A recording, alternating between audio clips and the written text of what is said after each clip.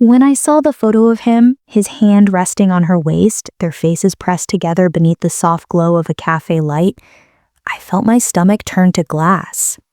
It wasn't just the betrayal. It was the familiarity. Her smile looked like someone I used to know, someone I trusted, someone I once told every secret to. That night, I sat on the cold kitchen floor, the hum of the refrigerator filling the silence. My phone screen was still lit, showing that picture my friend had sent me with the words, "Isn't this your husband?" I didn't cry. Not yet. The tears would come later, after the disbelief faded and the truth began to sink in. For now, I just stared at their faces, memorizing the curve of her cheek, the color of her hair, the tilt of her head when she laughed. Because deep down, something told me I'd seen her before. My name is Rachel Turner, and until a few months ago, I thought I had a good marriage. Not perfect, no marriage is, but solid. We had routines that made life feel predictable, in the best way. Every morning, I'd make coffee while Daniel read the paper at the kitchen table. He liked it black, no sugar. I always teased him that he drank bitterness straight from the cup. He'd grin, pull me close, and say, "It keeps me sharp." We'd been married 12 years. We had one daughter, Lily, age 9, who loved painting sunsets on her bedroom walls and feeding stray cats behind the porch. I worked part-time at a community library, sorting returns and helping teenagers with their essays. Daniel worked in real estate, often on the phone, always chasing something bigger. Our life wasn't glamorous, but it was ours. Sunday dinners, quiet drives, the occasional date night when Lily stayed with my mother. And of course, there was Emma, my best friend since high school. Emma and I had seen each other through everything. First heartbreaks, college exams, miscarriages, weddings. She was the sister I never had, the one who knew every version of me, from the scared, acne-faced teenager to the wife and mother I became. We didn't talk every day anymore, not since she moved 2 towns over after her parents passed, but when we did, it felt like time hadn't touched us. I remember one afternoon, a few months before everything happened, she called me while I was cooking dinner. "Rach," she said, "I have to tell you something funny. My little sister just got a job in your city. She's moving there next week." Her sister? I'd forgotten she had one. Back in high school, her sister was still a kid, 5, maybe 6 years younger than us. I never really saw her around. I just remembered pigtails and freckles, a little girl who always trailed behind Emma begging for attention. "She's all grown up now. You'll love her," she said. I smiled, distracted by the bubbling pot on the stove. "Sure," I said. "Bring her by when you visit." I didn't think about it again. It started with Daniel's phone. He'd always been casual about it before, left it on the counter, in the living room, sometimes even in the bathroom. But suddenly, it was glued to him. He started facing it down on the cable during meals. He'd take calls outside saying it was work stuff. When I asked him why, he brushed it off. "New client," he said, with that easy confidence of his. "Big property deal, can't mess it up." But then came the late nights, the missed dinners, the faint scent of perfume on his jacket that wasn't mine. I noticed other things too. The way he'd hum while shaving, the quiet smirk when he thought I wasn't looking. He started dressing sharper, using cologne again. One night, while folding laundry, I found a receipt in his pants pocket. Dinner for 2, a restaurant we'd once gone to for our anniversary. He said it was a business dinner. I wanted to believe him. God, I really did. But then, a week later, Lily came home from school with something that changed everything. "Mommy," she said, her small voice innocent and bright, "Daddy was at the ice cream shop today. He bought 2 cones. One was strawberry, one was chocolate." I smiled automatically. "Maybe he was treating a coworker." She shook her head. "No, Mommy, he was with a pretty lady. She had red hair. She laughed a lot." My hands froze on the counter. Red hair. I couldn't remember the last time I'd seen a woman with red hair in our neighborhood. That night, while Daniel showered, I sat on the edge of the bed and opened his phone. I wasn't proud of it, but something in me needed the truth. The passcode was new. He'd changed it. That's when the fear turned to certainty. Because when a man changes his habits, his scent, his smile, and his password, he's already left you.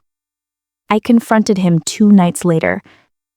"Daniel," I said, trying to keep my voice steady, "is there someone else?" He didn't look shocked. He looked tired. He sighed, rubbed the back of his neck, and said the words that hollowed me out. "Rachel, I didn't mean for it to happen." That was all I needed to hear. He moved out 3 days later, saying he needed space to figure things out. I told him he could have all the space in the world. I didn't know her name then, not yet, but I would soon, and when I did, I'd wish I never found out. The first few weeks after Daniel left were a blur. Grief has a way of slowing time, like you're moving through water. I'd go through the motions, make breakfast for Lily, take her to school, come home to an empty house that smelled faintly of his cologne and silence. Friends called, my mother called, even Emma texted a few times. "Hey Rach, haven't heard from you. Everything okay?" I didn't tell her what happened. Not yet. I wasn't ready to turn my pain into words. Saying it out loud would make it too real. Instead, I told her I'd been busy, that Daniel was traveling for work. I even typed a little smiley face at the end, like I could trick both of us into believing it. But loneliness is a strange thing. It can make you want to talk even when you shouldn't. So one night, after putting Lily to bed, I poured myself a glass of wine and opened Facebook. Daniel hadn't posted in months, but his recently tagged photos told a story all their own. There she was, red hair, green eyes, the same woman Lily had described. They weren't hugging, not quite, but their bodies leaned toward each other like magnets. Her name was Clara James. I clicked her profile. It was private, but the little I could see made my stomach twist. A few tagged photos, an old graduation post, and one name that made me stop breathing for a second. Emma James, my best friend. For a long time, I just stared at the screen. It didn't make sense. I told myself it couldn't be the same Emma. Maybe James was just a common surname. Maybe I was imagining things. But the next day, I decided to find out. I called Emma. "Hey, stranger," she said, cheerful as always. "You disappeared on me. What's going on?" Her voice, warm, familiar, felt like a lifeline and a knife at the same time. I swallowed hard. "Oh, life, just busy." She laughed softly. "You sound tired. Everything okay with Daniel?" I hesitated. "He's been distant. Work stress, I think." There was a pause, the faint sound of her exhaling. Men, they all go through their phases. I almost told her right then. I almost said, "Emma, your sister is sleeping with my husband." But I didn't, because part of me still wanted her to tell me the truth herself, to give me a reason not to hate her. So instead, I asked casually, "Hey, how's your sister doing? You said she moved to my city?" "Oh, Clara?" she said brightly. "Yeah, she's loving it. Got a new job in marketing. She said she met someone too, finally. She deserves it after that awful breakup last year." The room began to tilt. My hand gripped the phone so tightly my knuckles turned white. "Someone?" I asked, my voice shaking. "Does she talk about him?" Emma laughed lightly. "Not much yet, just that he's older, stable, and makes her feel safe." I told her, "Good! You need a man who knows what he wants." Older. unstable. I could almost hear Daniel's voice echoing in the background of her words. I wanted to scream, but I stayed calm, because in that moment, I realized something more horrifying than the affair itself. Emma didn't know. Her sister was sleeping with my husband, and she had no idea. That night, I couldn't sleep. Every time I closed my eyes, I saw their faces, his hand on her waist, her laugh. I needed proof. Not to hurt anyone, at least that's what I told myself, but to know I wasn't losing my mind. So I did something I'd never done before. I followed him. It was a Thursday evening. Daniel had texted earlier saying he wanted to stop by and drop off some things for Lily, her favorite books, a new backpack for school. He came by around 6, smelling faintly of aftershave and guilt. He smiled at Lily, handed her the backpack, and didn't meet my eyes once. When he left, I waited 5 minutes, then I grabbed my keys and followed. His car turned onto the main road, then toward the downtown district. He parked outside a quiet little restaurant with twinkling lights in the windows, the kind of place couples went for anniversaries.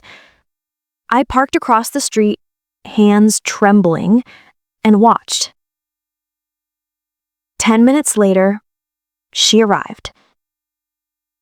Red hair, simple white dress, the same curve of her jaw I'd seen in that photo. They hugged. He kissed her forehead. She smiled up to him like she'd won the world. And that's when the pieces clicked. The little girl with freckles and pigtails, the shy smile at Emma's birthday parties, the same shade of red hair that used to peek out from behind her sister's legs. It was Clara. Emma's little sister. My best friend's sister. I don't remember driving home.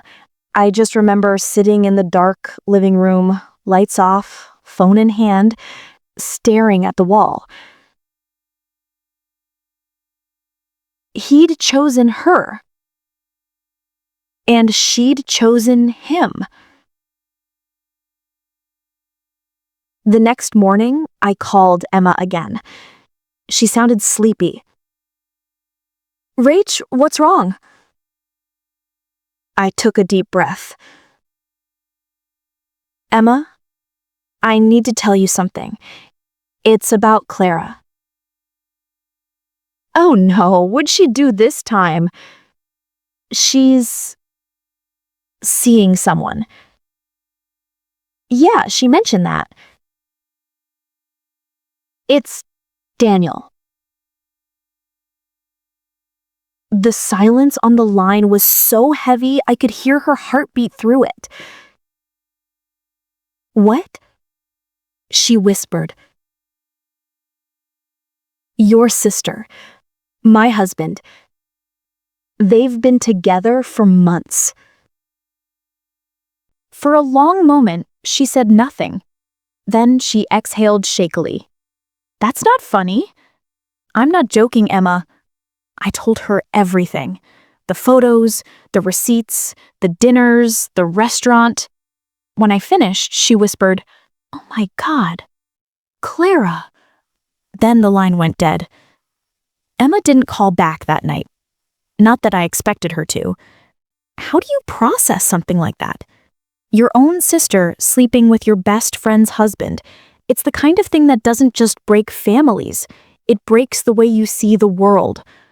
But the silence hurt, because it made me realize that even though I was the one betrayed, I'd lost her too. For a few days, I stayed quiet. I went to work, packed Lily's lunch, smiled when I had to.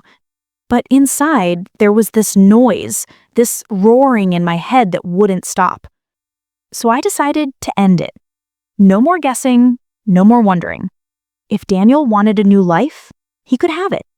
But he was going to look me in the eye when he said it. I invited him over under the pretense of talking about Lily's school schedule. He arrived looking polished, relaxed, like a man who had already rewritten his story and left the ugly parts behind. We sat across from each other at the kitchen table, the same one where we'd eaten dinner every night for 10 years. I didn't waste time. "I know about Clara," I said quietly. His fork froze halfway to his mouth. For a long moment, he didn't move. Then he put it down carefully, like every motion mattered.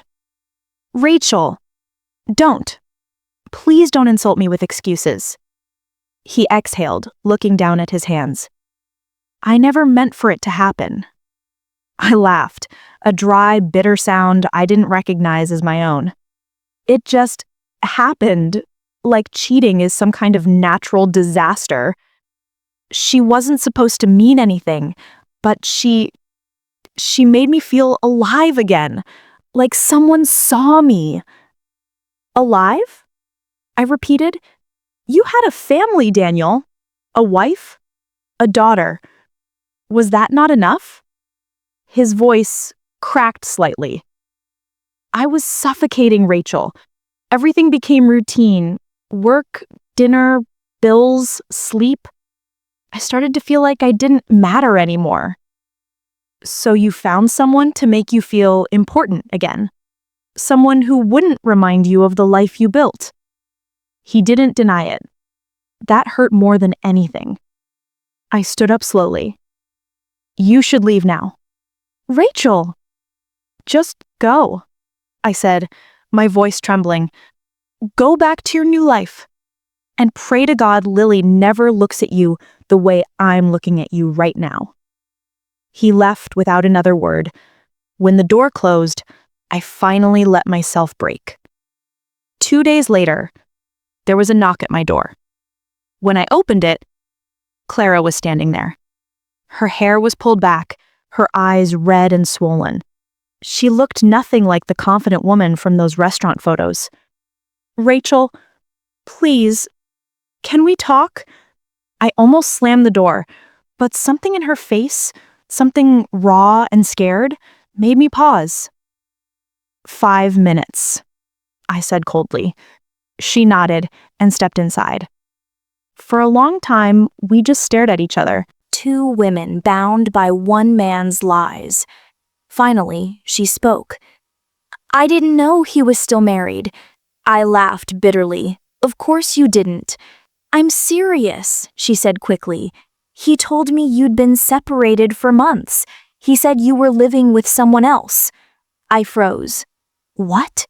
She nodded, tears streaming down her face. "He said you'd moved on, that you only stayed together for your daughter until things settled.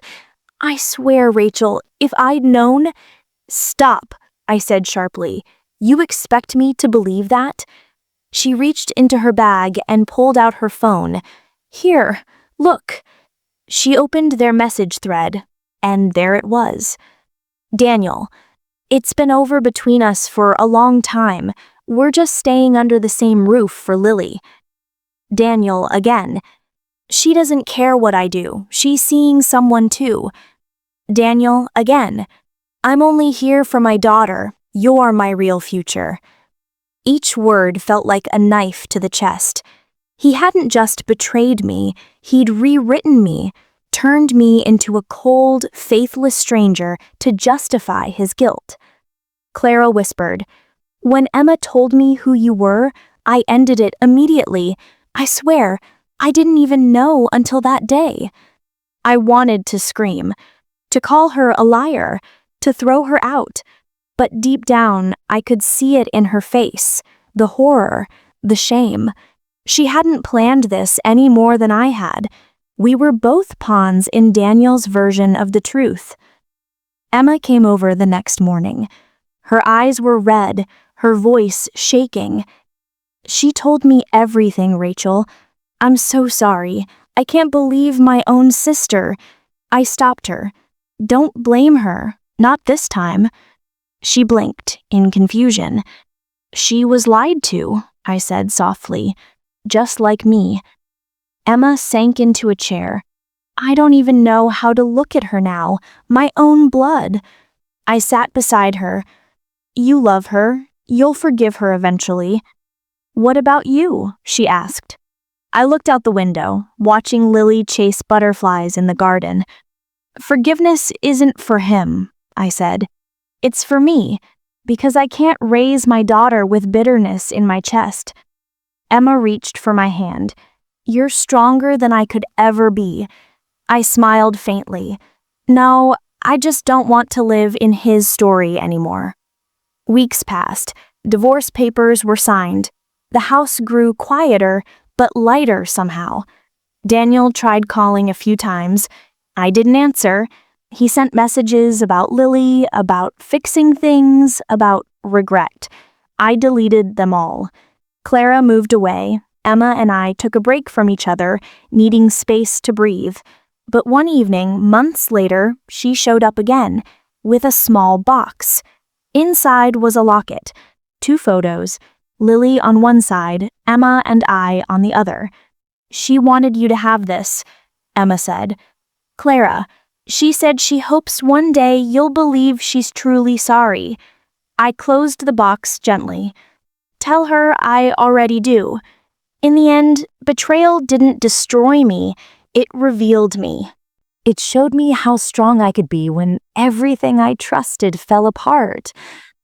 Daniel thought he'd found a new life, but I found something better, freedom. And sometimes, that's the only revenge that matters. There's a strange kind of quiet that comes after betrayal.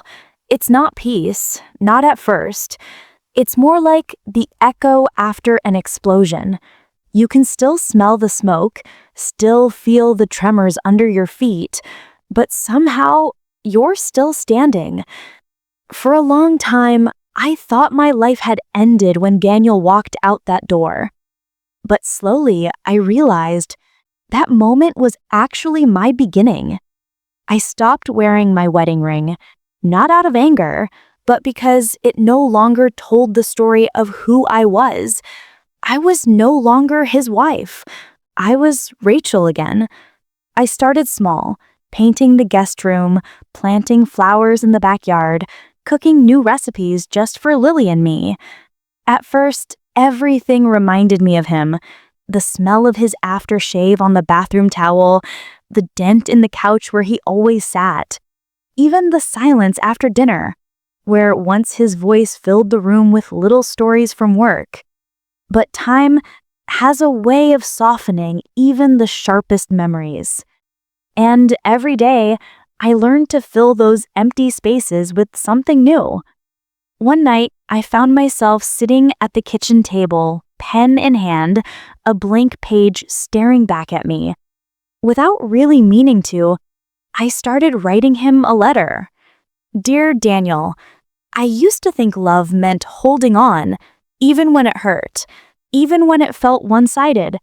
But now I know, sometimes love means letting go, not because you stopped caring, but because you finally care about yourself. I never mailed it. It wasn't for him. It was for me.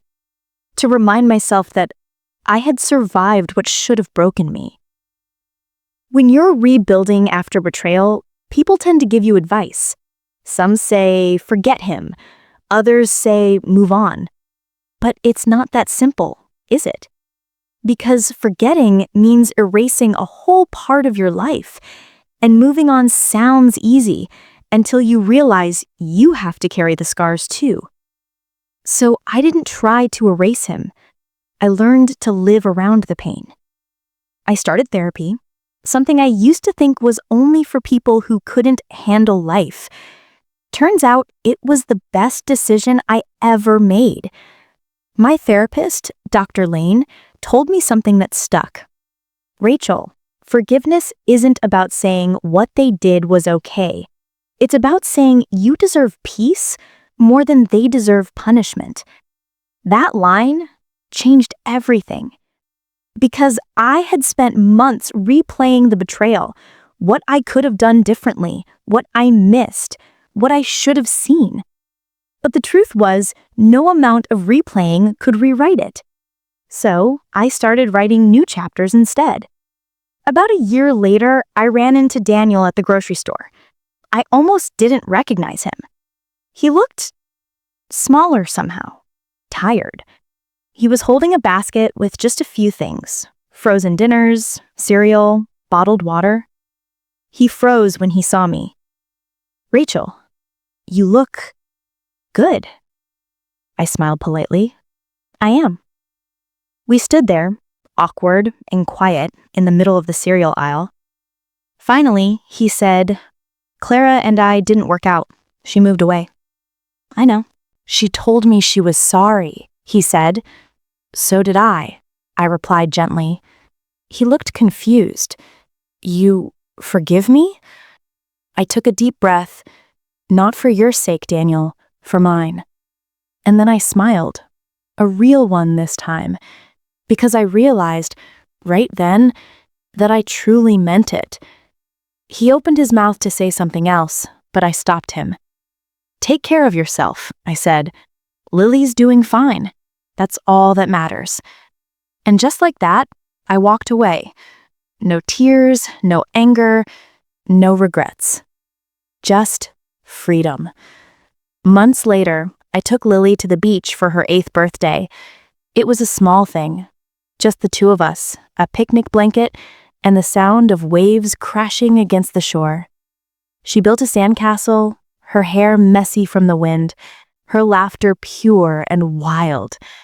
And for the first time in a long time, I realized my heart didn't hurt anymore. I watched the tide wash over her tiny feet, and I thought about everything that had happened: the lies, the heartbreak, the rebuilding. It wasn't a tragedy anymore. It was transformation. That's the thing about heartbreak. It breaks you open, yes, but it also makes room for light to get in. And I wasn't the same woman who once begged a man to stay. I was the woman who could stand alone and still feel whole. People often ask me now, "How did you find the strength to forgive, to move on?" The truth is, strength doesn't arrive all at once. It sneaks in quietly when you choose peace instead of revenge, grace instead of bitterness. It's in the mornings you wake up and realize you haven't thought about them in weeks. It's in the laughter you share with your child that feels real again. It's in looking at yourself in the mirror and thinking, "I know her, I love her, I trust her." And maybe that's the biggest lesson of all. When someone breaks your heart, they don't destroy your worth. They just expose how much of it you'd given away. But you can take it back, one small act of courage at a time. I still keep that unwritten letter in my drawer, not as a reminder of pain, but as proof of survival. Because every story has an ending, and mine wasn't heartbreak. It was healing. Would you have confronted them like I did? Or would you have chosen silence? Tell me in the comments. And remember, sometimes the most powerful revenge is simply living a beautiful life.